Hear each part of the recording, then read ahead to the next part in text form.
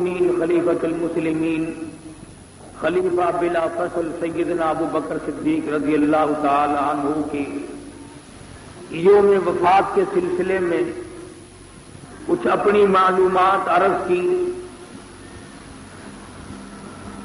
اور وہ صرف اس نیت سے کہ اللہ پاک ہم سب کو حضور اکرم صلی اللہ علیہ وسلم کا غلام بنائے اور حضور صلی اللہ علیہ وسلم کے جانثاروں اور آپ پر قربان ہو جانے والے صحابہ کرام کا بھی ہم سب کو خادم بنائے۔ اللہ پاک ان حضرات کی جوتیوں کے صدقے میں ہم سب کی نجات فرما دے۔ کیا شان ہے ان لوگوں کی، آدمی کی زندگی ختم ہو سکتی ہے، ان لوگوں کے مناقب اور فضائل ختم نہیں ہو سکتے۔ اللہ پاک جن کی تعریف کرتا ہو اور خداوند کریم نے جن کے بارے میں دنیا میں یہ پیغام قرآن کریم کے ذریعے بھیج دیا ہو، لوگوں یہ مجھ سے راضی ہیں، میں ان سے راضی ہوں۔ تم اپنا فکر کرو، ان کے بارے میں تو تم بے فکر ہو جاؤ۔ فرمایا وَأَعَدَّ لَهُمْ جَنَّاتٍ تَجْرِي، میں نے جنت تیار ہی انہی لوگوں کے لیے کی ہے۔ اس لیے رسول اکرم صلی اللہ علیہ وسلم نے فرمایا جب جنت میں داخل ہوں گا تو میری ساتھ سب سے پہلا جنت میں داخل ہونے والا ابو بکر صدیق رضی اللہ تعالی عنہ۔ کتنی بڑی عظمت ہے ان حضرات کی، اور خداوند کریم نے ان کو درجات یوں ہی نہیں بخش دیے، کارنامے ہیں ان حضرات کے۔ مدنی کریم صلی اللہ علیہ وسلم کی وفات کے بعد سب سے پہلا صدیق اکبر کے کندھوں پہ جو وزن آیا، یہ جو مالی عبادت ہے نا، یہ بڑی مشکل ہے۔ جان کی عبادت تو پھر بھی آدمی کر گزرتا ہے، مالی عبادت بڑی مشکل ہے، جیسے زکوٰۃ۔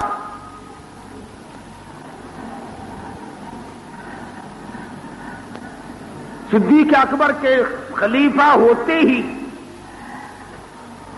بے شمار لوگوں نے زکوٰۃ کا انکار کر دیا۔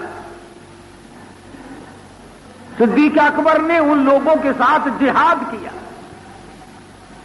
فرمایا جو آدمی ایک رسی اونٹ کی حضور اکرم صلی اللہ علیہ وسلم کے زمانے میں دیا کرتا تھا، میں ابو بکر اس سے وصول کر کے چھوڑوں گا۔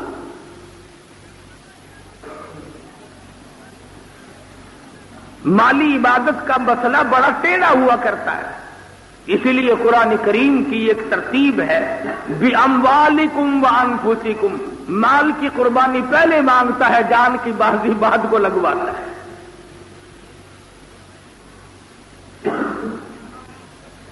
آج جو میں نے آیتیں تلاوت کی ہیں اس میں ایک بہت بڑا عبرت آموز واقعہ، اور میں چونکہ رجب المرجب کا مہینہ شروع ہو چکا ہے، اس مہینے میں اس مضمون کو ہر سال دہرایا کرتا ہوں۔ مدنی کریم صلی اللہ علیہ وسلم کے صحابہ جانثار، قربان ہونے والے بے شمار لوگ تھے، ان میں غریب بھی تھے، نادار بھی تھے، مفلس بھی تھے۔ کئی آدمی ایسے تھے کہ ایک ایک تقریب میں ایک ایک وقت میں 300 اونٹ ایک ایک آدمی نے دے دیے۔ سیدنا عثمان ذی النورین رضی اللہ تعالی عنہ جیسا، کوئی ایسا تھا کہ گھر کا سارا سامان لا کے رکھ دیا۔ مگر ایک صحابی مدنی کریم صلی اللہ تعالی علیہ وسلم کی خدمت عالیہ میں حاضر ہوا، عرض کرنے لگا یا رسول اللہ میں غریب ہوں، میں نادار ہوں، میں مفلس ہوں، میں مسکین ہوں، میرے لیے دعا فرماؤ، اللہ میاں مجھے مالدار بنا دے، مجھے کمنگر بنا دے، مجھے امیر بنا دے، میں بھی بڑے چندے دیا کروں گا، جہاد میں بڑی امداد کیا کروں گا، صدقہ خیرات کیا کروں گا، میرا دل بڑا دکھتا ہے، دوسرے لوگ جنت خریدے چلے جا رہے ہیں، میں محروم رہ جاتا ہوں۔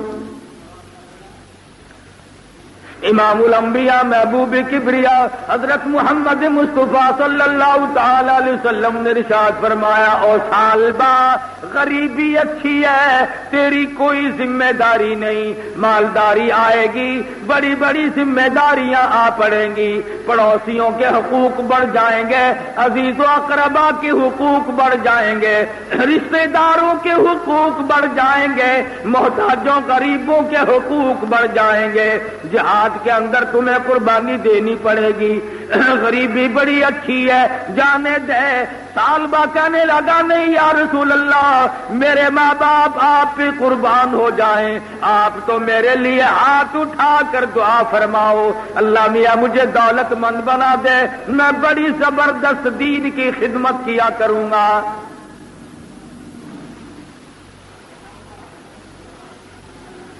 امام الانبیاء محبوب کبریا حضرت محمد مصطفیٰ صلی اللہ تعالی علیہ وسلم نے بڑا سمجھایا، مگر حضرت سالبہ نے ضد کی، اور میرے آقا میرے لیے دعا کر ہی دو۔ رحمت والے ہاتھ اٹھ گئے، پروردگار عالم کے حضور میں دعا مانگ دی، اور میرے پروردگار یہ غریب آدمی مالدار ہونا چاہتا ہے، تیرے دین اور اسلام کی خدمت کرنا چاہتا ہے، بڑی بڑی قربانیاں دینا چاہتا ہے، تو اپنے خزانے سے اس کو مال و مال کر دے، اس پر اپنی کریمی فرما دے۔ چنانچہ حضور اکرم صلی اللہ تعالی علیہ وسلم کے رحمت والے ہاتھ اٹھے، اللہ پاک نے کریمی فرما دی۔ اس کے پاس بکری تھی، اتنے بچے بڑے، اتنا غلہ ریون بڑا، اتنا اس کا اجڑ بڑا، 1 سال کے اندر اس قدر اللہ نے برکت ڈال دی، کئی میل میں حضرت سالبہ کا ریوڑ بیٹھنے لگا، کئی میل میں اس کا ریوڑ بیٹھنے لگا، اتنی بڑی اللہ پاک نے اس کو امیری دی، تمنگری دی۔ حضور اکرم صلی اللہ تعالی علیہ وسلم نے جو مستقل زکات وصول کرنے والے آدمی مقرر کیے ہوئے تھے، مدنی کریم صلی اللہ علیہ وسلم کو پتا تھا، فرمایا، او میرے قاصدو، او میرے امالو، سالبہ کے پاس بھی جانا، اس کی تو بڑی تمنا تھی، میں زیادہ سے زیادہ خدمت کیا کروں گا، میں زیادہ سے زیادہ قربانی دیا کروں گا، اور اب اللہ پاک نے اس پہ بڑا کرم فرما دیا۔ وَمِنْهُمْ من عاهد الله لئن آتانا من فضله لنصدقن ولنكونن من الصالحين۔ وہ تو بڑے بڑے وعدے کرتا تھا اور مجھ سے دعا خیر کرا کے گیا، اللہ پاک نے اس پر کریمی فرما دی، جاؤ اس سے بھی جا کر زکات وصول کر کے لاؤ۔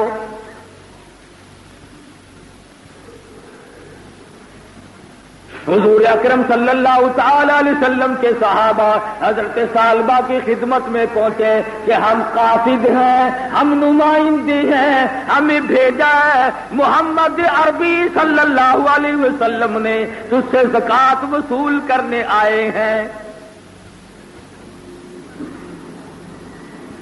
مال کا جو خاصہ ہے پھر وہ بولنا ہے، اللہ کالی کملی والے کا صحبت یافتہ، حضور کا صحابی، نادار تھا، غریب تھا، امیر بنا، مگر دولت نے دماغ خراب کر دیا، نشہ چڑھا دیا۔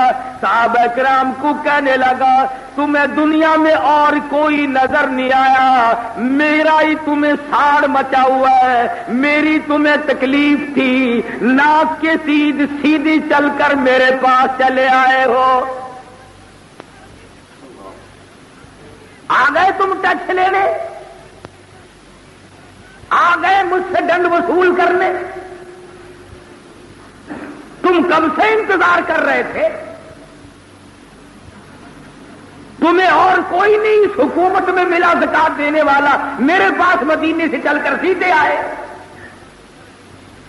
عربی کے لفظ اس نے کہے، یہ ٹیکس لگ گیا مجھ پہ بھی، اور کہنے لگا جاؤ ادھر ادھر کہیں اور چکر لگا کے آؤ، میں سوچوں گا. صحابہ کو علم تھا کہ یہ پہلے کیا تھا. ہے سالبہ کیلا نہیں بھولا، ہم سب بھول جاتے ہیں اپنی پچھلی زندگی کو. ہم سب اپنی پچھلی زندگی کو بھول جاتے ہیں. غریب آدمی پر اللہ میاں کرم فرما دی، پہلے جھوپڑی میں رہتا تھا، کوٹھی عطا کر دے. اگر کوئی ویسی کہہ دے کہ میں نے تجھے جھوپڑی میں رہتے دیکھا تو لڑنے لگ جاتا ہے. میں جھوپڑی میں کیوں رہتا؟ میں تو باپ دادا سے امیر چلا آ رہا ہوں. اپنی سابقہ زندگی پر نظر رکھو، اس کو کبھی نہ بھولو. اللہ میاں نے اگر کرم فرما دیا، اس کی کریمی کی قدر کرو، اس کی انعام کی قدر کرو، اس کی نعمت کی قدر کرو، مگر اپنی پچھلی زندگی کو نہ بھولو.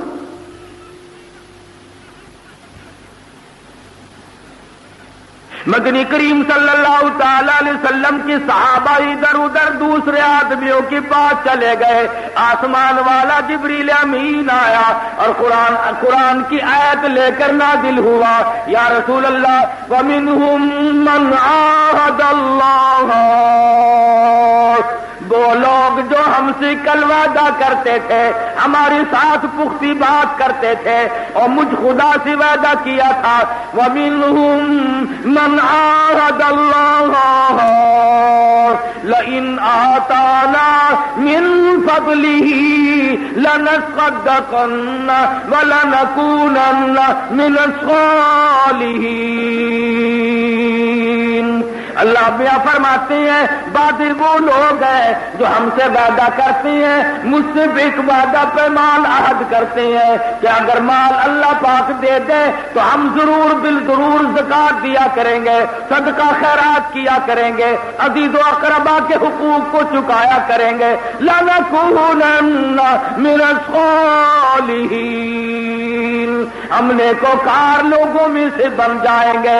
فَلَمَّا آتاہم من فضلہ، جب میرا فضل ان کو مل جاتا ہے، جب میں مال ان کو عطا کر دیتا ہوں، جب دولت مند بنا دیتا ہوں، من فضلہ، جب میرا فضل ان کو ملتا ہے، بخلوا بہ، بخل کرتے ہیں، وتولوا وہم معرضون، منہ پھیر جاتے ہیں اور کہتے ہیں ہمیں دینے والا کوئی نہیں، ہماری چلاکی نے ہمیں امیر بنا دیا.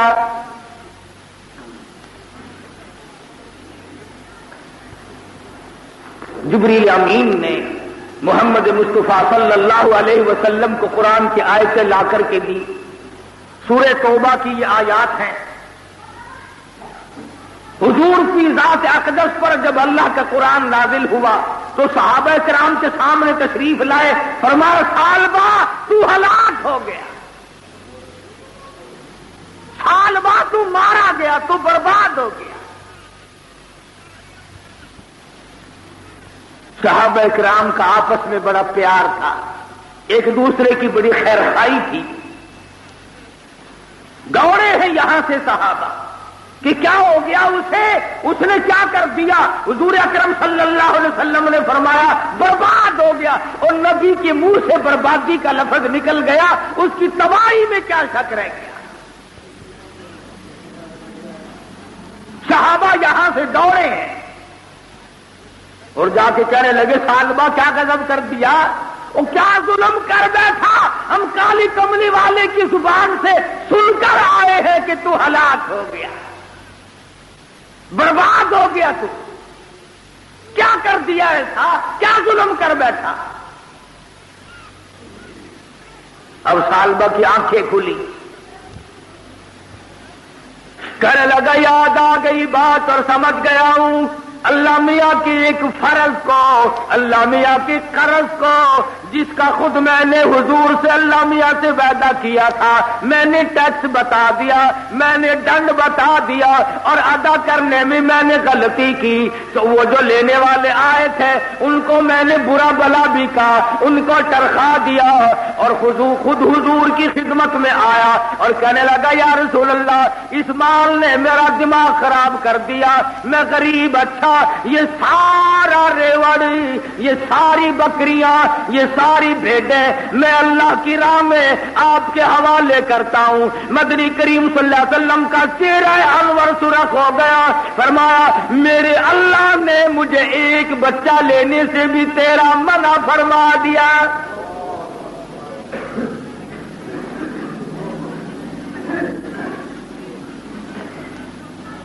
سال بار رویا ہے دربار رسالت میں بیٹھ کر، سر پیٹ لیا، ہائے میں برباد ہو گیا۔ انما اموالکم واولادکم فتنہ لا تلہکم اموالکم ولا اولادکم عن ذکر اللہ ومن یفعل ذلک فاولئک هم الخاسرون۔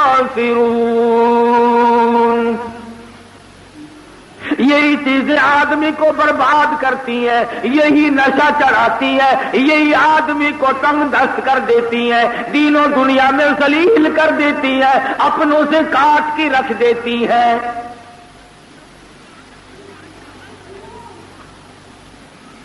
صحابی یا تو بکری کا بچہ دینے کے لیے تیار نہ تھا اور یہ سارا ریوڑ لے کر دربار رسالت میں حضرت محمد رسول اللہ صلی اللہ علیہ وسلم کے دربار میں بیٹھا ہے۔ حضور نے فرمایا تیرا ایک اتنا بچہ لینے سے بھی میرے خدا نے مجھے روک دیا۔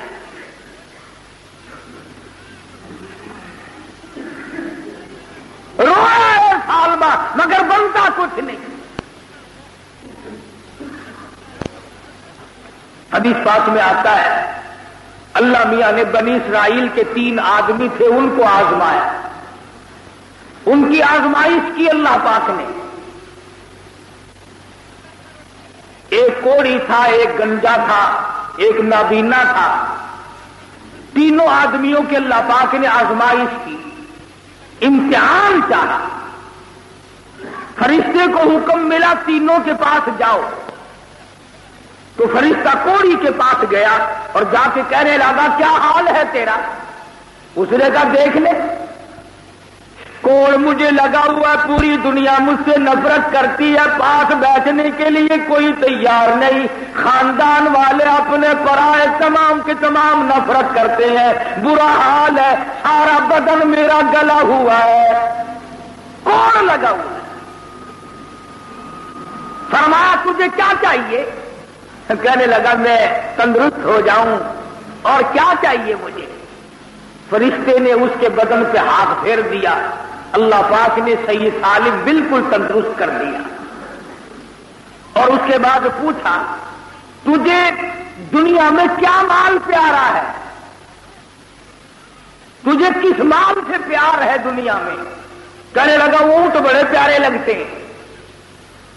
ایک گابن اونٹنی اس کے حوالے کر دی اور دعا کی اللہ اس میں برکت عطا فرمائے۔ کوڑی سے تندرست ہوا، اللہ پاک نے کریمی فرمائی، پھر ایک اونٹ اللہ پاک کی طرف سے ملا، ایک اونٹنی، اس کی نسل اتنی بڑی بہت زیادہ۔ پھر وہی فرشتہ گنجے کے پاس گیا اور جا کے کہنے لگا تجھے کیا چاہیے؟ کہنے لگا میں سارا دن کھجا کے رات دن مر گیا ہوں، میرا یہ گنج دور ہو جائے، میرے سر کے بال اگائے، لوگ مجھ سے نفرت کرنا چھوڑ دیں، گھن کرنا چھوڑ دیں، مجھے اور کیا چاہیے؟ فرشتے نے اس کے سر پہ ہاتھ پھیرا، وہ بالکل تندرست ہو گیا، اور پھر اس سے پوچھا تجھے دنیا میں کیا مال پیارا ہے؟ کہنے لگا گائے پیاری لگتی ہے۔ فرشتے نے ایک گائے اس کے حوالے کر دی جو گابن تھی، اور دعا فرمائی اللہ پاک اس میں برکت عطا فرمائے۔ پھر وہی فرشتہ اس نابینا کے پاس گیا اور جا کے کہنے لگا تیرا کیا حال ہے؟ اس نے کہا ٹھوکریں کھاتا ہوں، ٹکرے کھاتا پھرتا ہوں، بڑا پریشان ہوں، دنیا میں نظر کچھ نہیں آتا، اور کیا چاہیے؟ فرشتے نے آنکھوں پہ ہاتھ پھیرا، وہ بالکل تندرست ہو گیا، اور پھر پوچھا تجھے کیا مال دنیا میں پسند ہے؟ کہنے لگا بکریاں بڑی پسند ہے، تو ایک بکری گابھن اس کے حوالے کر دی اور برکت کی دعا فرما دی۔ اب خدا کی آزمائش ہو اور فرشتے کی دعا ہو، پھر کیا کہنا؟ چنانچہ اس کے تو اونٹوں سے جنگل بھر گیا، اس کی گایوں سے جنگل بھر گیا، اس کی بکریوں سے جنگل بھر گیا۔ اللہ پاک نے پھر اسی فرشتے کو حکم دیا کہ ان کو آزما کے تو دیکھو۔ بات وہی آئی نا کہ اپنی حالت کو نہیں بھولنا چاہیے، اپنی پرانی حالت کو مت بھولو۔ کل کچے کوٹھے میں تھے، آج ایئر کنڈیشنوں میں رہتے ہو، تو اس نقشے کو فراموش مت کرو۔ کل مزدور تھے، آج اللہ پاک نے اچھا خاصا کاروباری بنا دیا یا افسر بنا دیا، تو اس اپنی مزدور والی حالت اور زندگی کو مت بھولو۔ اللہ پاک کے حکم سے وہی فرشتہ پھر ان تینوں کے پاس آیا اور سب سے پہلے آ کر کے کوڑی کو کہنے لگا، میں نے سنا ہے، دیکھو یاد بھی تو دلایا، میں نے سنا ہے تو کوڑی تھا، لوگ تجھ سے نفرت کیا کرتے تھے، گن کیا کرتے تھے، اللہ پاک نے تجھ پر کریمی فرمائی، تجھے تندرستی عطا فرمائی، اور میں نے سنا ہے تو بالکل غریب آدمی تھا، اللہ پاک نے تجھے اپنے فضل و کرم سے اونٹ عطا فرمائے۔ میں مسافر ہوں، میں غریب ہوں، میرا وطن بڑا دور ہے، ایک اونٹ تجھ سے سواری کے لیے مانگتا ہوں، میں مجبور معذور ہوں، بڑا پریشان حال ہوں، مسافر ہوں، جس پہ سوار ہو کر میں اپنے گھر پہنچ جاؤں۔ اللہ کے نام پہ تجھ سے ایک اونٹ کا سوال کرتا ہوں، جس نے یہ تجھے اتنے سارے اونٹ عطا فرمائے اور کوڑی سے تندرستی عطا فرمائی۔ کہنے لگا کون ہے تو؟ میں نے کہا مسافر ہوں، پریشان حال ہوں، سنا میں نے تو کوڑی تھا۔ میں کہا واہ کوڑی تھا، تو ہوگا کوڑی، میں کوڑی کیوں ہوتا؟ خام خواہ لوگوں کو سنانے آ گئے ہو، میں کوڑی کیوں ہوتا؟ اور کون کہتا ہے میں غریب تھا، میرے باپ دادا سے یہ مال چلا آ رہا ہے، ہمارا خاندان ہمیشہ امیر ترین خاندان رہا ہے، تو جھوٹ بولتا ہے، مکر کرتا ہے مانگنے کے لیے۔ چل یہاں سے، تیرے لیے کوئی گنجائش نہیں اس مال میں، تیرے لیے میں نے اونٹ پال رکھے ہیں، آ گیا منہ بنا کے، مجھے اور کوئی کام نہیں رہا۔ فرشتہ کہنے لگا اگر تو جھوٹ بولتا ہو خدا تجھے ویسا ہی کر دی جیسا تو پہلے تھا۔ ایک سیکنڈ میں سارے اونٹ مر گئے اور حضرت فوراً کوڑی کے کوڑی ہو گئے۔ پھر گنجے کے پاس گیا وہی فرشتہ اور جا کے کہنے لگا میں نے سنا ہے تو گنجا تھا، اللہ پاک نے تجھ پہ کریمی فرمائی، مالک کائنات نے تجھ پر بڑا فضل فرمایا، اللہ پاک نے تندرستی دی، تیری وہ بیماری دور کر دی، اور میں نے سنا تو بڑا غریب تھا، اس مالک نے تجھ پر کریمی فرمائی، اس کے فضل سے تو امیر ترین آدمی بن گیا۔ ایک گائے اللہ نام پہ تجھ سے سوال کرتا ہوں، اس پروردگار کے نام پہ مانگتا ہوں جس نے تجھے یہ سب کچھ بخشا ہے۔ میں وہ گائے بچہ بیچ کوچ کر اپنا سفر پورا کر لوں گا، میں مسافر ہوں، میرا خرچ ختم ہو گیا، بالکل غریب ہوں، اللہ کے نام پہ، اس خدا کے نام پہ تجھ سے سوال کرتا ہوں جس نے تجھے سب کچھ بخشا، تیری بیماری دور کی۔ جناب کہاں کے رہنے والے ہیں؟ کہ میں تو مسافر ہوں، آپ کو اس سے کیا ہے؟ تمہیں کس نے کہا میں گنجا تھا؟ خبردار اگر زبان پر یہ بات لائے تو کون کہتا ہے میں گنجا تھا؟ اور تمہیں کس نے کہا میں غریب تھا؟ میرے باپ دادا سے پردادا سے اوپر سے ہم لوگ مالدار چلے آ رہے ہیں۔ فرشتہ کہنے لگا اگر تو جھوٹ بولتا ہوں خداوند کریم تجھے ویسا ہی کر دے جیسا تو پہلے تھا۔ ساری گائے مر گئی، اور حضرت فوراً پھر سر میں کھجانے لگ گئے. پھر فرشتہ اس نابینا کے پاس پہنچا, آنکھوں سے محتاج اندھے کے پاس پہنچا اور جا کے کہنے لگا, میں نے سنا تیری آنکھیں نہیں تھی, تو ٹکرے کھاتا پھرتا تھا, تو ٹھوکرے کھاتا پھرتا تھا, تو دوسروں کا چلنے پھرنے میں محتاج تھا. پروردگار عالم نے تجھ پہ کریمی فرمائی, پروردگار عالم نے تجھ پر رحیمی فرمائی, تجھے دوبارہ نگاہ عطا فرمائی, اور میں نے سنا تو بالکل غریب آدمی تھا, مفلس اور نادار تھا, نیک فقیر آدمی تھا. اللہ پاک نے تجھے بکریاں عطا فرمائی, مالدار بنا دیا. حدیث پاک میں آتا ہے, فرمایا مدنی کریم صلی اللہ علیہ وسلم نے یہ سن کر کے رونے لگا اور کہنے لگا, واقعی تو بالکل سچ کہتا ہے, میں محتاج تھا, میں مجبور تھا, میں معذور تھا, میں بالکل فقیر تھا, میری آنکھیں بھی نہیں تھی, مالک کائنات نے مجھے آنکھیں عطا فرمائی, اور یہ سارے کا سارا مال اسی کا عطا کرتا ہے.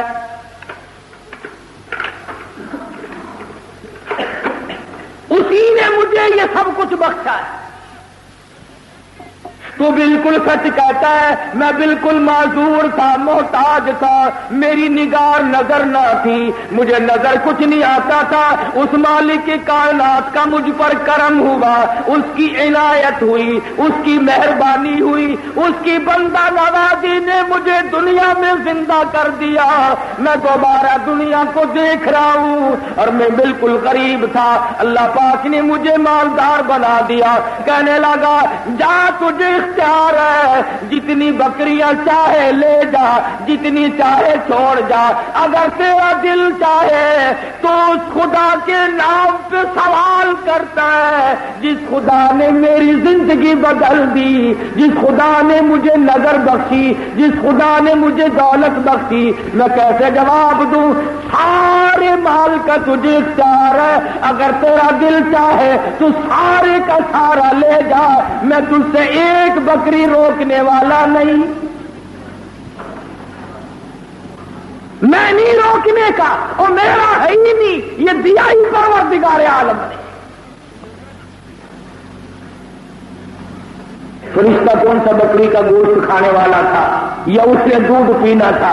بس وہی کھڑے ہو کر اور بھی دعا کر دی, اللہ پاک تیرے مال میں برکت عطا فرمائے. فقط تم تینوں کی آزمائش تھی, وہ فیل ہو گئے, برباد ہو گئے, تو کامیاب ہو گیا. تو یہ مال و دولت جو ہے یہ بھی ایک امتحانی پرچہ ہے, اس کی بڑی ذمہ داریاں ہیں. دیکھ لو, مدنی کریم صلی اللہ تعالی علیہ وسلم کا صحابی ہو کر کے مارا گیا, اور آنکھ کھلی تو حضور اکرم صلی اللہ علیہ وسلم ناراض ہوئے. فرمایا, میں تو ایک بکری کا بچہ لینے کے لیے تیار نہیں, میرے پروردگار نے مجھے منع فرما دیا. کپڑے برا حال. اس وقت بھی بے شمار لوگ ایسے ہیں کہ ان کو اگر کروڑ روپیہ بھی مل جائے پھر بھی ان کے کپڑوں کا میل نہیں نکلے گا. جن کے من میلے ہو جائے, دونوں چیزیں غلط ہیں. اگر مال مل جائے تو فضول خرچی بھی ناجائز ہے کہ بدماشی شروع کر دو, اور کنجوسی بھی ناجائز ہے کہ اس کا اولاد پر اور اپنی ذات پر خرچ بھی نہ کرو. تو شاہ عبد العزیز دہلوی رحمۃ اللہ علیہ کے زمانے میں وہ جو امیر آدمی تھا, نہ وہ بیوی کو خرچ دیتا تھا صحیح اور نہ اولاد کو, تو بیٹا بڑا ناراض تھا. آخرکار اس امیر آدمی کا انتقال ہو گیا, موت سے سب کی آنی ہے. اللہ پاک ہم سب کا خاتمہ بالخیر فرمائے. بڑا سوچتا ہے آدمی. جب مر گیا تو بیٹا بڑا ناراض تھا, اس نے اشرفیوں کا تھیلا بھرا اور قبر میں ساتھ رکھ دیا کہ جاؤ, تم نے ہمیں زندگی میں کھانے پینے کو دیا نہیں, اپنی دولت کو ساتھ لے جاؤ, جاؤ دفع ہو جاؤ یہاں سے, ہم تمہاری دولت کو نہیں کھاتے پیتے.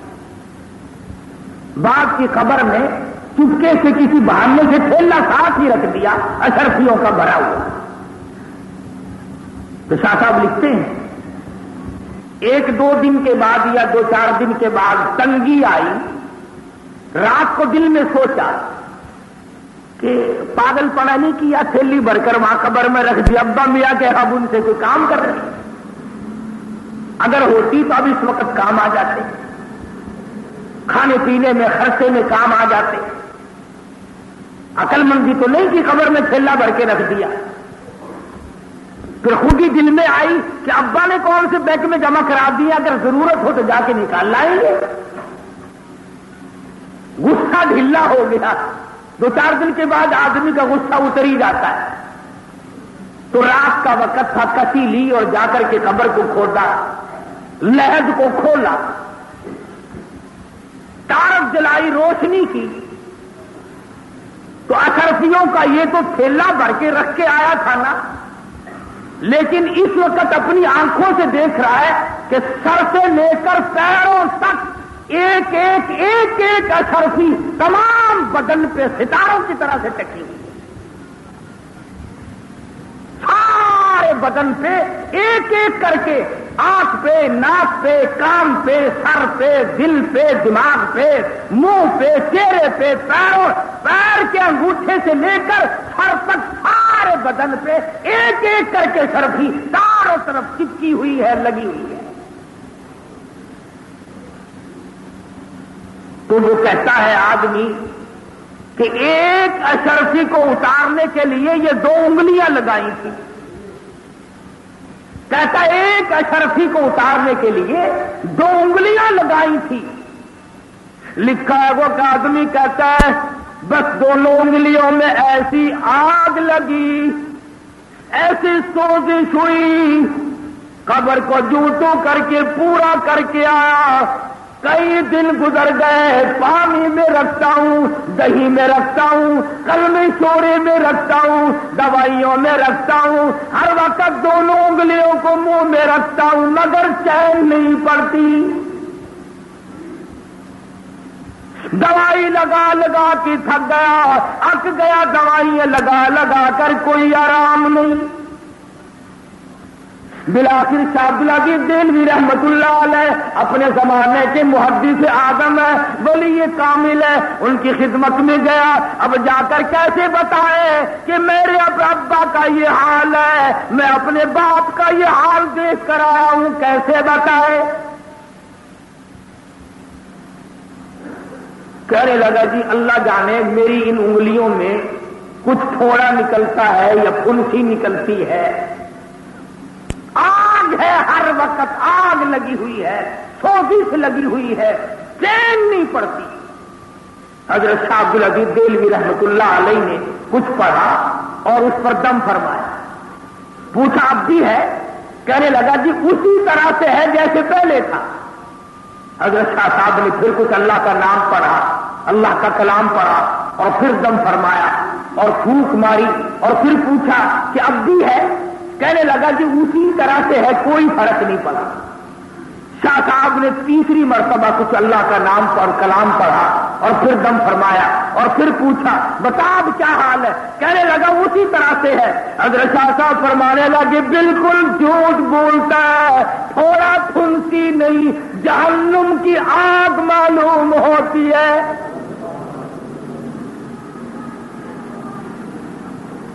یہ کوئی نکلنے والی چیز نہیں، تھوڑا پھنسی نہیں اور کوئی سوزش نہیں، جہنم کی آگ معلوم ہوتی ہے، جس کی دنیا میں کوئی دوا نہیں، جس کا دنیا میں پانی کوئی نہیں، سمندر کی اس آگ کو سمندر کا پانی نہیں بجھا سکتا، دریا کا پانی نہیں بجھا سکتا، ندی نالے کنویں کا پانی نہیں بجھا سکتا، چشمے اور کنووں کا پانی نہیں بجھا سکتا، نلکوں کا پانی نہیں بجھا سکتا، صرف ایک پانی ہے جو اس آگ کو بجھا سکتا ہے۔ ثم لم يتوبوا فلهم عذاب جہنم ولهم عذاب الحریق۔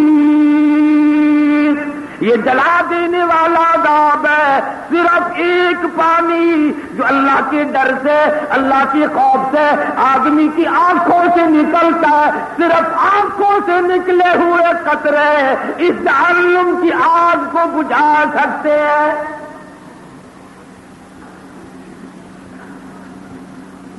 اور کوئی آگ نہیں بجھا سکتی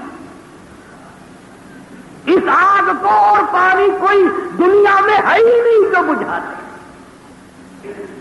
اور آج ہمیں ان آنسوؤں کی توفیق نہیں۔ ہمیں رات کو کبھی چارپائی سے لیٹ کر دل میں یہ آیا ہی کبھی نہیں کہ میں نے جہنم کی آگ سلگائی تو ساری عمر بجھائی بھی کبھی ہے۔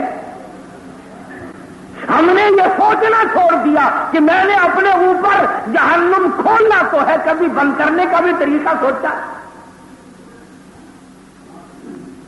کون آدمی کی زندگی ہے جو اپنی زندگی کو بنانے کے لیے اور حضور اکرم صلی اللہ علیہ وسلم کی تمام حدیثوں کو سوچ کر سامنے لائے؟ فرمایا کلما نضجت جلودهم بدلناهم جلود غیرها لیذوقوا العذاب۔ جہنم کی آگ اتنی شدید ہے، 70 تے چمڑے کی بنتی چلی آئیں گی، آگے جل رہی ہے، پیچھے بن رہی ہے، پھر جل رہی ہے، پھر بن رہی ہے، 70 تے اسی طرح سے جل رہی ہے اور نیا چمڑا بن رہا ہے جہنم میں۔ لیذوقوا العذاب، تاکہ عذاب چکھایا جائے۔ کون ہے اس وقت میرا تیرا حال پوچھنے والا؟ فرمایا لہم من فوقہم ظلل من النار ومن تحتہم ظلل، بچھونا بھی آگ کا، اوڑھنا بھی آگ کا۔ اِنَّا أَعْتَدْنَا لِلظَّالِمِينَ نارن احاط بہم سرادقها، چاروں طرف سے آگ کے انگاروں میں لپیٹ دیا جائے گا۔ مسلم شریف میں روایت موجود ہے، ایک آدمی کی زبان اتنی باہر نکل آئے گی مارے پیاس کے 18 آدمی اس پہ کھڑے ہو سکے۔ ارشاد فرمایا مدنی کریم صلی اللہ تعالی علیہ وسلم نے، اور لوگوں جہنم کی آگ سے پناہ مانگو، اتنا ذلیل کر دے گی آدمی کے یہ ہونٹ، یہ لب، اوپر کا ہونٹ سوج کر کمر پہ پیچھے جا پڑے گا، نیچے کا ہونٹ سوج کر پیروں کے انگوٹھوں پہ آ پڑے گا، اور تمام بدن پھول کر سوج کر 3 میل لمبا 3 میل چوڑا ایک آدمی کا بدن ہو جائے گا۔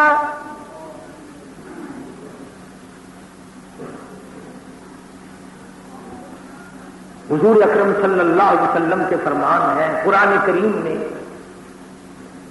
یہ کوئی صحابی کے ساتھ مخصوص نہیں کہ قرآن کی یہ آیتیں صرف اس کے لیے اتری، یہ میرے تیرے لیے، قیامت تک کے جو لوگ بھی لا الہ الا اللہ محمد الرسول اللہ صلی اللہ علیہ وسلم پڑھنے والے ہیں، سب کے لیے یہ آیتیں اتری ہیں۔ میرا تیرا یہی حال ہے۔ پہلے آدمی کہتا ہے یا اللہ اتنا تو دے کہ بال بچہ کھا پی تو لے، کسی کا قرض مند تو نہ رہے۔ پھر اللہ میاں کریمی کرتے ہیں، پھر کہتا ہے یا اللہ میاں اتنا تو دے کہ کفن کاٹھی میرے پلے کچھ تو ہو، بیماری سماری میں کام آنے کے لیے کچھ تو ہو جائے۔ پھر اللہ پاک اتنے کا عطا کر دیتا ہے، الہی دنیا کروڑا پتی ہے مجھے لاکھا پتی تو بنا دے۔ پھر اللہ میاں لاکھا پتی بنا دیتا ہے، پھر کہتا ہے دنیا اربوں پتی ہے مجھے کروڑا پتی تو بنا دے۔ قرآن کریم نے کیا خوب نقشہ کھینچا، الہاکم التکاثر حتی زرتم المقابر، قبر میں آ گھستا ہے مگر تمنائیں پوری نہیں ہوتی، حسرت پوری نہیں ہوتی، آدمی کا دل نہیں بھرتا، آدمی کی آرزو پوری نہیں ہوتی، یہاں تک کہ قبروں میں آدمی آ پہنچتا ہے اور اسے یہ معلوم نہیں کہ خداوند کریم اگر چاہیں گے تو دولت استعمال میں آئے گی، اور اگر نہیں چاہیں گے تو دولت جو ہے وہ ہلاکت کا ذریعہ بھی تو بنتی ہے۔ سفر میں جس آدمی کے پاس رقم ہوگی وہ کبھی نہیں چین کر سکتا، اسے آرام ہی نہیں آتا، اور جو آدمی لنگ ملنگ ہے وہ بیٹھا بیٹھا بھی خوب سوتا ہے، اسے پرواہ تو ہے نہیں، میرے پلے تو کچھ ہے نہیں، میرا کیا چھین لے گا تو دنیا میں صحابی کا واقعہ سنا کر قرآن کریم نے ہم سب کو اس لیے خبردار کیا کہ جس پر بھی اللہ پاک نے زکات واجب کی ہے یا عسر کا زمانہ ہے عسر واجب کیا ہے، وہ واجب ہے، وہ فرض ہے، وہ سنت اور مستحب نہیں کہ کر لیا تو کر لیا، نہ کیا تو نہ کیا۔ فرمایا جس آدمی کے ذمے 4 آنے زکات کے بنتے ہیں، اگر اس نے نہ دی قیامت کے دن وہ حضور اکرم صلی اللہ علیہ وسلم کے جھنڈے کے نیچے نہیں کھڑا ہو۔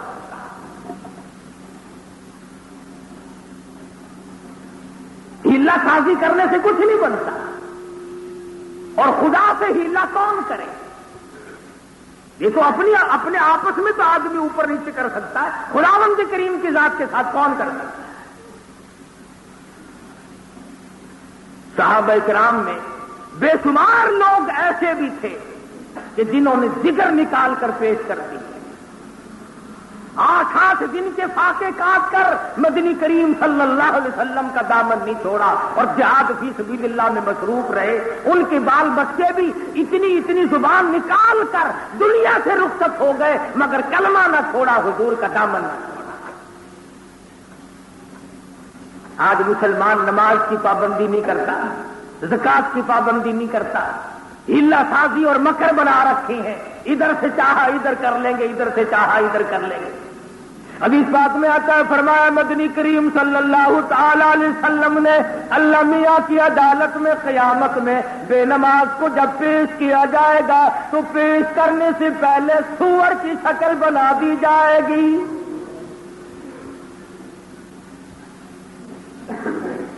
مدنی کریم صلی اللہ تعالی علیہ وسلم فرماتے ہیں جب میں معراج میں گیا میں نے ایک مخلوق دیکھی، میں نے ایک قوم دیکھی، اتنا سڑا ہوا گوشت کھا رہی تھی، اتنا بدبودار مردار کھا رہی تھی۔ حضور کے اپنا فرمان ہے، مدنی کریم صلی اللہ علیہ وسلم کا ارشاد ہے، اگر اس گوشت کی ایک بوٹی دنیا میں پھینک دی جائے، حضور فرماتے ہیں اس کی بدبو کی وجہ سے ساری کائنات برباد ہو جائے گی۔ اتنا بدبودار گوشت تھا۔ کالی کملی والے صلی اللہ علیہ وسلم کے اپنے الفاظ ہیں، فرمایا میں نے قوم دیکھی، عورتیں مرد کھا رہے تھے اس گوشت کو آرام سے بیٹھ کر، اتنی بدبو تھی، اتنی مردار کی بدبو تھی۔ حضور نے فرمایا اگر ایک ٹکڑا دنیا میں پھینک دیا جائے پوری کائنات مر جائے۔ حضور اکرم صلی اللہ علیہ وسلم نے فرمایا میں نے جبریل امین سے پوچھا کہ یہ کون لوگ ہیں؟ جواب ملا امت کے وہ لوگ ہیں جو زکات نہیں دیا کرتے۔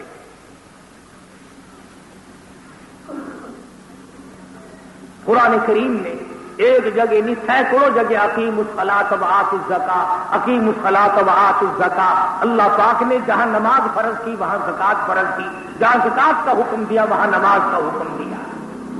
ارکان اسلام میں سے ہے، فرائض اسلام میں سے ہے۔ اگر کوئی آدمی زکات کو دل سے تسلیم نہیں کرتا تو وہ مسلمان ہی نہیں ہے۔ اب رہا ایک اور مسئلہ، یہ تو تھے نا قرآن کے مسئلے اور حدیث شریف کے مسئلے، حضور اکرم صلی اللہ علیہ وسلم کے فرمان کے مسئلے۔ ایک مسئلہ ہم لوگوں کا ہے کہ حکومت زکات وصول کرتی ہے، حکومت کو زکات دیں یا نہ دیں۔ اس کی بہترین صورت تو یہ ہے کہ آپ قاسم العلوم میں خیر المدارس میں مفتی بیٹھے ہیں، پہلے ان سے فتویٰ لیں۔ جب ہم ہر مسئلے کا فتویٰ اپنے مفتیوں سے لیتے ہیں اور ان کے فرمان پہ عمل کرتے ہیں تو زکات کا مسئلہ بھی ہمیں ان سے پوچھنا چاہیے، جو وہ مفتیان حضرات فتویٰ دے دیں اس فتوے پہ عمل کیجیے۔ بڑے بڑے مدرسوں والے جو مفتی بیٹھے ہیں جو مور لگا کر کے، یہ نہیں سڑک چلتا ہوا ایک صوفی داڑھی والا جا رہا ہے سائیکل پہ چلا ہوا، صوفی جی ذرا ٹھہری کہ مسئلہ بڑا سوال ضیاء الحق جو زکات گھندا کھڑا ہی کو دے ہوگے کا ہے نا، تمہارے دلوں میں دین کی قدر ہے تو اتنی، اگر کوئی فوجداری مقدمہ گلے میں پڑ جائے پھر آپ وکیلوں کے پاس جا سکتے ہیں اور کالی کملی والے کے دین کا مسئلہ پوچھنے کے لیے مدرسے میں نہیں جا سکتے، وہاں سے معلوم کر، جو وہ بتائے اس پر عمل کر۔ بہرحال ہماری تحقیق اپنی یہ ہے کہ جب تک بیت المال قائم نہ کیا جائے، جب تک صحیح معنوں میں زکوٰۃ کا مصرف ثابت نہ کیا جائے، اس وقت تک اس طرح کی زکوٰۃ دینے سے میں اپنے نزدیک جائز اور ادا نہیں سمجھتا۔ میں مولوی ہوں، بغیر مہر کا، مہر تو میرے پہ ہے نہیں، بغیر مہر کا مسئلہ میں نے بتا دیا کہ میں ذاتی طور پر گورنمنٹ کو زکوٰۃ دینے کے حق میں نہیں ہوں۔ اب تم ایک اور بات سوچ رہے ہوں گے، اس لیے ضیاء الحق کو زکوٰۃ نہیں لگتی، اب کہے گا میرے مدرسے میں دے دیا کرو۔ یہ بات نہیں، وہ تمہاری اپنی مرضی۔ مسئلہ بتاؤں گا، حق ذوی القربیٰ، تیری بہن غریب بیٹھی ہے، اس کی جوان بیٹی شادی بغیر بیٹھی ہے، تیری بھتیجی بیٹھی ہے، تیری بھانجی بیٹھی ہے، تیرے خالہ کے پاس 2 لڑکیاں جوان بیٹھی ہیں، اور تو دولت مند بنا ہوا مدرسوں میں بھاگتا پھرتا ہے، اور تو اپنی بھتیجیوں کے ہاتھ پیلے کر، سب سے بڑا تیرا یہ حق زکوٰۃ کا بنتا ہے۔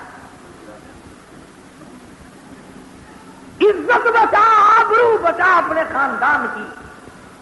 ذوی القربیٰ، ذوی القربیٰ، ذوی القربیٰ قرآن کہتا ہے۔ عزیزوں میں، رشتہ داروں میں نظر مار، پہلے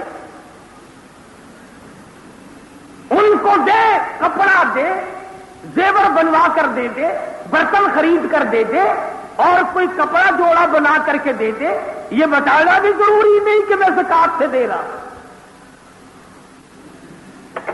بلکہ وقت اجازت نہیں دیتا، ورنہ میں تمہیں ایک بات بتاتا۔ مولانا اشرف علی تھانوی سرکار رحمۃ اللہ علیہ، مولانا نے لکھا ہے کہ ایک آدمی حج کے لیے بالکل تیار، لوگوں سے مل ملا چکا، تیاری کر لی،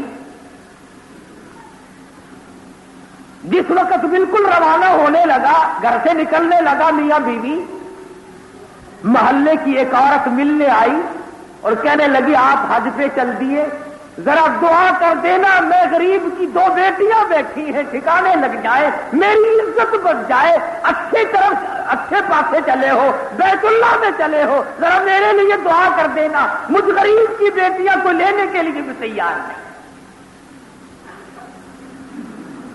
مولانا نے لکھا ہے کہ وہ حاجی تو خیر سوچ ہی رہا تھا، بیوی بڑی سمجھدار تھی، کہنے لگی ہم اللہ پاک کو اگر منظور ہوا اگلے سال چلے جائیں گے۔ اس زمانے میں قرآن اندازی تو ہوتی نہیں تھی، اس مرتبہ یہ پیسہ اس کی بچیوں پہ خرچ کرو، عزت بچاؤ، حج تو پھر ہو جائے گا، جوانی ہے، شباب ہے، حسن ہے، غربت نے سب چیزوں کو برباد کر دیا۔ چنانچہ میاں بیوی کا مشورہ ہوا اور دونوں نے مل کر ان بچیوں کے ہاتھ پیلے کر دیے، ان کی شادی کا بندوبست کر دیا۔ مولانا اشرف علی تھانوی رحمۃ اللہ علیہ نے لکھا ہے کہ وہاں مزدلفہ میں، عرفات کے بعد مزدلفہ میں قیام ہوتا ہے، اللہ پاک سب کو نصیب فرمایا آمین۔ کہتے ایک آدمی نے خواب دیکھا، 2 سبز لباس والے آئے اور کہنے لگے بھائی کتنوں کا حج قبول ہوا اس سال؟ کہ 6 کا، پوری کائنات میں سے، لاکھوں میں سے 6 کا۔ اس نے کہا وہ کون ہے؟ وہ کون ہے؟ تو وہ ہندوستان کا آدمی خواب دیکھنے والا تھا، وہ کہتا ہے کہ 5 آدمیوں کا نام تو اور جگہ کا لیا گیا، اور 6واں نام اس آدمی کا لیا جو بیت اللہ میں اس سال گیا بھی نہیں، کہ اس کا بھی قبول ہو گیا۔ پھر کہتا آواز آئی 6 کے صدقے میں ساروں کا ہی قبول ہو گیا، ساروں کا ہی اللہ پاک نے قبول کر لیا۔ وہ خواب دیکھنے والا کہتا ہے کہ میں نے نشاندہی کر لی کہ فلاں شہر کا فلانا آدمی ہندوستان جب آیا تو سیدھا گیا وہاں، کئی مہینے کا سفر ہوتا تھا اس زمانے میں کہ میں نے فلاں حاجی سے ملنا، فلاں حاجی سے ملنا، پوچھتا پوچھتا پہنچ گیا۔ کہنے لگا حاجی صاحب آپ ایسا کیا نیک کام کرتے ہیں؟ میں نے مزدلفہ میں آپ کے نام کو سنا اور خواب میں دیکھا۔ وہ رونے لگا، کہنے لگا بھائی میں تو اس سال جا بھی نہیں سکا، تیار بالکل تھا، جا نہیں سکا، اللہ پاک نے نصیب میں کیا کہ اس سال انشاءاللہ ضرور جاؤں گا، اب کہ میں نہیں جا سکا۔ وہ کہنے لگا تو گیا نہیں اور میں نے تیرا نام وہاں سنا، تیرے شہر کا نام اور تیرا نام سن کر مزدلفہ میں نے سنا اور میں یہاں آیا ہوں، پھر تو نے ایسا کیا کام کیا ہے؟ اس نے بتلایا کہ میں بالکل تیار تھا، مگر پڑوس میں ایک بیوہ کی 2 بچیاں بیٹھی تھی جوان، میں نے ان کی شادی کا بندوبست کرنے میں روپیہ خرچ کر دیا، میں نہیں جا سکا۔ رونے لگا، کہنے لگا اور کسی کی عزت تو نے بچائی، خدا نے تیرا نام عرفات تک پھیلا دیا۔ میں اس لیے عرض کر رہا ہوں کہ ہمارا ایک مزاج بن گیا، ایک عادت بن گئی کہ آپس میں نہ کرنا، ہمدردی نہ کرنا۔ اس سے اگر آپ لوگ باہر نکلنا چاہتے ہیں تو پھر ان مدارس کا حق بنتا ہے، جو قرآن پڑھتے ہیں، پڑھاتے ہیں، انتظام کرتے ہیں۔ کتنا مبارک ہے، بد نصیب ہے وہ آدمی کہ جس کا پیسہ کنجری کھائے اور کھا کر بدمعاشی کرے، گیت گائے، اور کتنا مبارک ہے وہ آدمی کہ جس کا پیسہ یا دانہ کھا کر کوئی بچہ قرآن پڑھے، کوئی استاد قرآن پڑھائے۔ کتنا بہترین ہے وہ آدمی کہ جس کا کھا کر کوئی سجدہ کرے اور دعا میں یوں کہے یا اللہ اس کا بھلا کر دے، اور کتنا بد نصیب ہے وہ آدمی کہ اس کا پیسہ کھا کر شراب پی کر اس کو بکواس۔ تو مدارس کا بھی حق ہے، غرباء کا بھی حق ہے۔ اس لیے رجب کے مہینے میں ہمارے ملتان کے دوستوں کا رواج ہے زکوٰۃ ادا کرنے کا، اس لیے میں نے یہ چیزیں بیان کر دی۔ جس کا دل اجازت دے، جس کی سمجھ میں آئے، ہمارے پاس طالب علم بھی ہیں، قرآن کریم کا 10 سال سے پرانا مدرسہ ہے، جو اس میں خرچ کرنا چاہے، جو اور کسی میں خرچ کرنا چاہے، وہاں خرچ کرو جہاں 100% دل تسلی دیتا ہو، اجازت دیتا ہو، دل دھڑک دھڑک دھڑک کرے، یہ ٹھیک نہیں۔ اور میں آپ کو کھری بات کہنے والا ہوں، پروردگار عالم سے دعا کرو اللہ پاک ہم سب کو بدنی دی اور مالی عبادت بھی صحیح کرنے کی توفیق عطا فرمائے۔ اللہ پاک ہم سب پر اپنا فضل اور کرم فرمائے۔ وآخر دعوانا ان الحمدللہ رب العالمین۔ اللہم صلی وسلم وبارک علی سیدنا مولانا محمد النبی امی الہاشمی وعلی آلہ واصحابہ برۃ الکرام۔ ربنا لا تزغ قلوبنا بعد اذ ہدیتنا وہب لنا من لدنک رحمۃ انک انت الوہاب۔ یا اللہ العالمین ہم سب کو پکا نمازی بنا دے۔ یا اللہ جن پر زکوٰۃ فرض اور واجب ہے ان کو ادا کرنے کی توفیق عطا فرما۔ یا اللہ قبر حشر کے عذاب سے بچا، سب بیماروں کو شفا عطا فرما، سب کی مشکلوں کو آسان فرما، سب کی پریشانیوں کو دور فرما، سب کے کاروبار میں برکت عطا فرما۔ یا اللہ ہمارے مدرسے کے، مسجد کے جو خدمت گزار ہیں سب کے مال و جان میں برکت عطا فرما۔ الہ العالمین سب کے روزی رزق میں وسعت عطا فرما۔ الہی سب کی بگڑی بنا دے، اے اللہ اجڑوں کو بسا دے، الہ العالمین بچھڑوں کو ملا دے۔ پروردگار عالم تمام دنیا کے مسلمانوں کی جان مال عزت آبرو اور ایمان کی حفاظت فرما۔ یا اللہ ہم سب کی عزت اور آبرو کی حفاظت فرما، ہم سب کے ایمان کی حفاظت فرما، ہر فتنے سے ہر شر سے ہم سب کی حفاظت فرما۔ ربنا تقبل منا انک انت السمیع العلیم وتب علینا انک انت التواب الرحیم۔ صلی اللہ علی حبیبہ محمد وآلہ وصحبہ اجمعین۔ اور تو سب کچھ میں نے رکھا ہے، تو بھی بڑا استاد نکلا، ایسی چیز مانگی جو میری جنت میں نہیں، اور کچھ مانگ لے، نہیں کھلانی ہے تو صحیح کھاؤں گا۔ اللہ میاں نے کہا کہ اچھا پھر تجھے تو ناراض نہیں کیا جا سکتا، چل یوں کر، اتنا میں تو سوئیاں بانٹتا ہوں، اللہ میاں کہہ رہا ہے اتنا میں تو سیمڑیاں بانٹتا ہوں، اور تو ان کی جنت دیکھا جو تیری 11ویں دینے والے ہیں۔ اتنی دیر میں سیئیں پکا کے لاتا، بٹ کے لاتا ہوں، تیار کر کے لاتا ہوں، جو تیری 11ویں دینے والے ہیں ان کی جنت دیکھ کے آ۔ تو کہتے ہیں کہ پیران پیر رحمت اللہ علیہ جب جنت کے دروازے پہ داخل ہوئے تو کسی حور نے چھلکا کیڑا کھا کے چھلکا پھینک رکھا تھا ہوئے تو کسی حور نے چھلکا کیڑا کھا کے چھلکا پھینک رکھا تھا. کسی حور نے کیڑا کھا کر چھلکا پھینک رکھا تھا. پیرانے پیر تو بچ گئے، اللہ میاں کی نظر ہی نہیں پڑی، حوروں کو تک رہا تھا. بس پیر جو اللہ میاں کا کیڑے کے چھلکے پہ آیا اور پھسلا بدرام کر کے گرا. پیرانے پیر نے ہاتھ پکڑ کے اٹھایا، اللہ میاں نے فرما دیا دستگیر سونا، دستگیر دستگیر دستگیر دستگیر. اگو قوم جیڑی بیٹھی ہون جو اگے سبحان اللہ سبحان اللہ، صدقے سونے دے، صدقے جاوا سونے دے. تھوڑی سی بات میں نے عرض کر دی، آخر مرو گے، قبروں میں جاؤ گے، قیامت آئے گی، پلسرات آئے گی، امام الانبیاء صلی اللہ علیہ وسلم کا ہاتھ ہوگا، ہمارا دامن ہوگا، کیونکہ اس کا کلمہ جو پڑھتے ہیں اللہ کی عدالت میں ساری زندگی کا حساب دینا پڑے گا. خدا کے لیے قرآن کا مقابلہ گپوں سے نہ کیا کرو. امام الانبیاء محبوب کبریا حضرت محمد مصطفیٰ صلی اللہ علیہ وسلم کے فرمان کا مقابلہ کسی فقیری پیری جٹل سے نہ کیا کرو. آؤ میں بتاؤں، تذکرۃ الاولیاء کتاب اٹھاؤ. علامہ شیخ عبد القادر جیلانی رحمت اللہ علیہ حج کے لیے تشریف لے گئے. مقام ابراہیم پہ اللہ کے دربار میں بیت اللہ میں سر سجدے میں رکھا ہوا ہے اور رو رہے ہیں، اور ایک ہی آواز ہے، او قادر اے قادر، اگر عبد القادر کو معاف نہ کیا تو میں کس دروازے پہ جا کے مروں گا. واہ دعوانا دینی معلوم